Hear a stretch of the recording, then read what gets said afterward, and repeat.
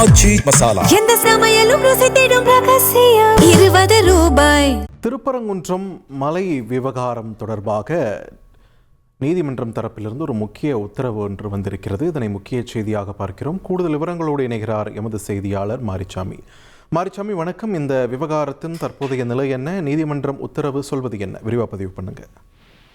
திருப்பரங்குன்றம் மலை பகுதி முழுவதையும் தொல்லியல் துறையின் கட்டுப்பாட்டில் கீழ் கொண்டு வருவது தொடர்பான மனுவை பரிசீலித்து நடவடிக்கை எடுக்காத அதிகாரிகள் மீது நடவடிக்கை எடுக்க கோரி ஒரு வழக்கு தாக்கல் செய்யப்பட்டிருக்கிறது. அந்த வழக்கை மதுரையைச் சேர்ந்த கே ரமேஷ் என்பவர் உயர்நீதிமன்ற மதுரை அமர்வில் தாக்கல் செய்திருக்கிறார். அந்த வழக்கு விசாரணையில் அரசு தரப்பில் 4 வார கால அவகாசம் கேட்கப்பட்ட நிலையில் மலை அளவீடு அறிக்கையில் பிரைவி கவுன்சிலின் மத்திய அரசின் பிரைவி கவுன்சிலின் உத்தரவுக்கு பிறகு குறிப்பாக மலை மீது ஏதேனும் விரிவாக்க பணிகள் நடைபெற்றிருந்தால் அது தொடர்பான விவரங்களையும் அறிக்கையில் குறிப்பிட மதுரை அமர்வானது உத்தரவு பிறப்பித்திருக்கிறது. இந்த வழக்கின் சாராம்சம் என்னவென்றால், திருப்பரங்குன்றம் மலைப்பகுதி முழுவதையும் தொல்லியல் துறையின் கட்டுப்பாட்டின் கீழ் கொண்டு வர வேண்டும். தொல்லியல் துறையிடம் அனுமதி பெற்ற பிறகே திருப்பரங்குன்றம் மலை மீது ஏறி செல்லும் வகையில் நடவடிக்கை எடுக்க வேண்டும் என வழக்கு தொடர்ந்திருந்தேன்.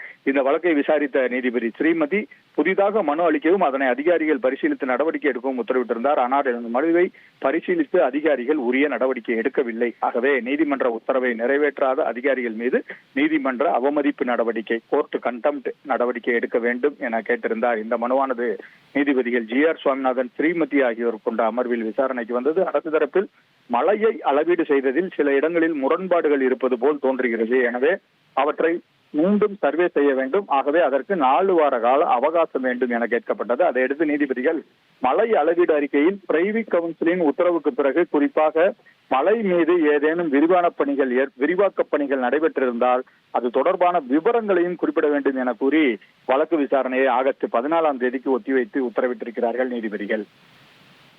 நன்றி மாரிச்சாமி, உங்களோட விரிவான தகவல்களுக்கு. ஆச்சி மசாலா. எந்த சமையலும் ருசி